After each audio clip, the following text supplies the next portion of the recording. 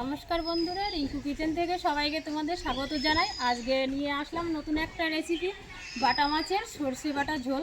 কি করে রান্না করতে হয় দেখো। বাটা মাছগুলোর সাইজ কত সুন্দর, 100 গ্রাম ওজন আছে। সজনী ভাইয়ের কাছ থেকে রেখেছি, সকালবেলায় রেখেছি, তাই মনে হলো যে একটা রেসিপি দেখায়। বাটা মাছের সর্ষে বাটা ঝোল দেখো আমি কত অন্যরকমভাবে রান্না করব। রান্নাটা খুব সুস্বাদু হবে। আর পুরো ভিডিওটা তোমরা দেখতে থাকো, দেখলে অবশ্যই ভালো লাগবে। লাইক কমেন্ট সাবস্ক্রাইব করে দিও না। বাটা মাছগুলো খুবই সুন্দর সাইজ, সজনী ভাই খুব সুন্দর মাছ দিয়েছে। দেখো বন্ধুরা, মাছ কাটা আমার হয়ে গেছে। আমি মাছটা কেমন করে কেটেছি দেখো। মাছগুলো দেখো গায়ে একটু চিড়ে চিড়ে দিয়েছি। এই চিড়াটা থাকলে কি হবে বলো তো, তেল মশলাটা খুব সহজে ঢুকে যাবে। তো বন্ধুরা, আমি এখন উনুনে জাল জ্বালিয়ে দিয়েছি আর মাছগুলো কেটে ধুয়ে এনেছি। দেখো 600 গ্রাম বাটা মাছ নিয়েছি আর এখানে রান্নার সব উপকরণ আছে। আমার রান্না করতে লাগবে সাদা সর্ষে নিয়েছি 2 চামচ, আর শাহি জিরে নিয়েছি 1 চামচ, শুকনো লঙ্কা, তেজপাতা, আদা কুচি, আর হচ্ছে পেঁয়াজ আর কয়েক কোয়া রসুন। এখানে আছে 1 চামচ পোস্ত, কাঁচা লঙ্কা, লবণ, হলুদ আর রঙের জন্য কাশ্মীরি লঙ্কা, আর এই যে সর্ষের তেল, আমাদের খাঁটি ঘরের বাগানো সর্ষের তেল। আমি সব কিছু শিলে বেটেই রান্না করবো। এই দেখো শিল আছে, শিলে বেটে রান্না করলে রান্নাটা খুবই ভালো হবে। আমি এখন মাছগুলো একটু হলুদ আর তেল দিয়ে আর লবণ দিয়ে একটু ম্যারিনেট করে নেব। একটু সর্ষের তেল দিয়ে হলুদ দিয়ে লবণ দিয়ে একটু ম্যারিনেট করে নিচ্ছি। তারপরে আমি মাছগুলো তেলে ভাজবো।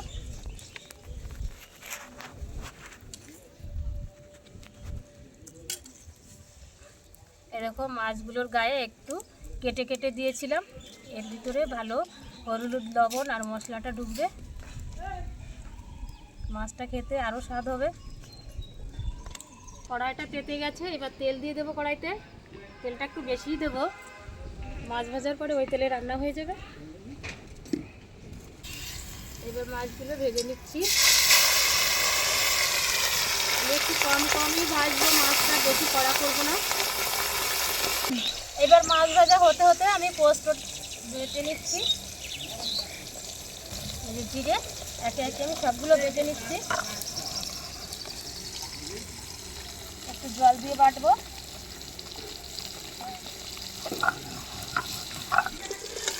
মাছ ভাজা হয়ে গেছে দেখো, আমি একটু লাল লাল করে মাছটা ভেজে নিয়েছি, খুব কড়া করে ভাজিনি। এবার লঙ্কাটা বেটে নিচ্ছি, শুকনো লঙ্কা।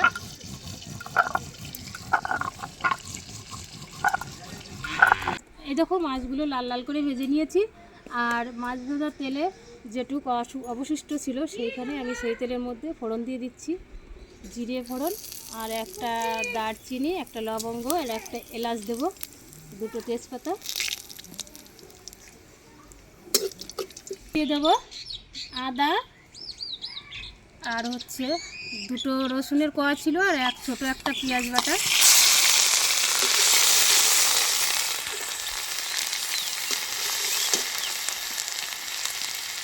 এর ভিতরে হলুদ দিয়ে দেবো 2 চামচ,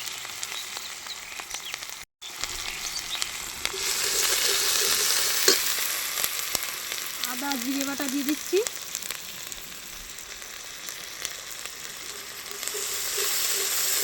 মশলাটা আমি ভালো করে কষে নেব। ভালো করে কষা হয়ে গেলে তারপরে আমি অন্য সব কিছু দিয়ে দেবো। দেখো কত সুন্দর কষা হয়ে গেছে, তেল ছেড়ে দিয়েছে মশলা থেকে। এবার কালারটা ভালো আসার জন্য একটি কাশ্মীরি লঙ্কার গুঁড়ো দিচ্ছি।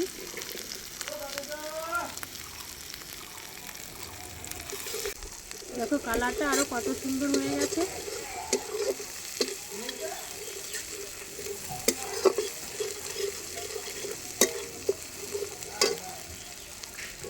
এবার আমি মশলার ভিতরে জলটা দিয়ে দিচ্ছি।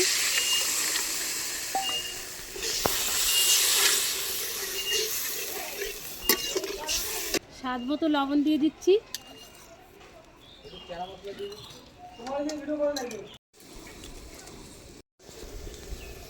এদিকে ঝোলে জাল উঠে গেছে, আমি বাটা মাছগুলো দিয়ে দেব।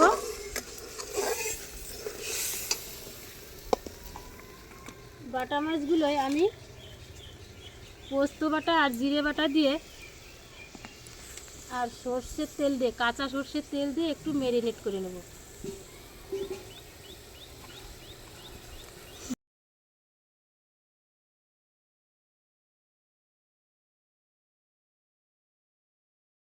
এবারে শুকনো লঙ্কা বাটাটা দিয়ে দেবো। শুকনো লঙ্কাটা আমি একটু ভেজে নিয়েছিলাম তেলে, ওই জন্য আমি তেলের পরে দিইনি। দেখো কত সুন্দর কালার হয়ে গেছে। দেখো মাছের ঝোলে কত সুন্দর জাল উঠে গেছে। এরকম জোরে জোরে জাল না দিলে কিন্তু মাছের ঝোলে স্বাদ হয় না। যত জোরে জাল হবে, কাঠের উনুন তো, তত ভালো টেস্ট হবে। এবার সর্ষে বাটাটা দিয়ে দেবো। প্রায় হয়ে গেছে মাছের ঝোলটা। হ্যাঁ বন্ধুরা, আমি যেরকমভাবে রান্না করলাম বাটা মাছের পোস্ত বাটা দিয়ে, সর্ষে বাটা দিয়ে, এইভাবে ঠিক তোমরা ঝোল করে খাবে, খুবই সুন্দর লাগবে।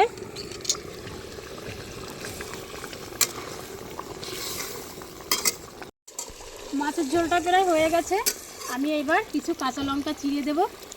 কাঁচা লঙ্কা চিরা দিয়ে দিয়েছি, যার লাগবে সে খাবে, আর দেখতেও ভালো লাগবে। একটু কাঁচা লঙ্কা ডলে ডলে নিলে খুবই ভালো লাগবে।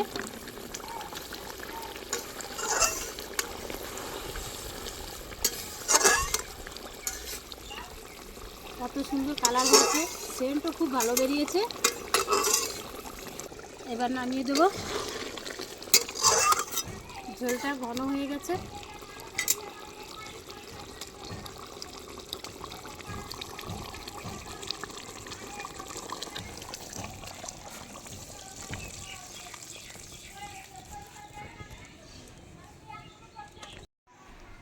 সর্ষে বাটা আর পোস্ত বাটা দিয়ে রান্না করে ফেলেছি আমি বাটা মাছের ঝোল। দেখো পাকা বাটা মাছের ঝোল কত সুন্দর হয়েছে, একদম নেমন্তন্ন বাড়ির মতো। বন্ধুরা কমেন্টে জানিও কেমন হয়েছে রান্নাটা। তোমরাও এরকমভাবে রান্না করে খাবে, খুবই ভালো লাগবে খেতে। আমি তো প্রায়ই করি। আর আজকের রান্নাটা কেমন ছিল কমেন্টে জানিও। আজকের ভিডিওটা আমি শেষ করতে চলেছি, আর তোমরা অবশ্যই দেখো, স্কিপ করে দেখবে না। ভিডিওটা পুরোটা দেখো, ভালো লাগবে। আর আমার সাথে থেকো। নমস্কার।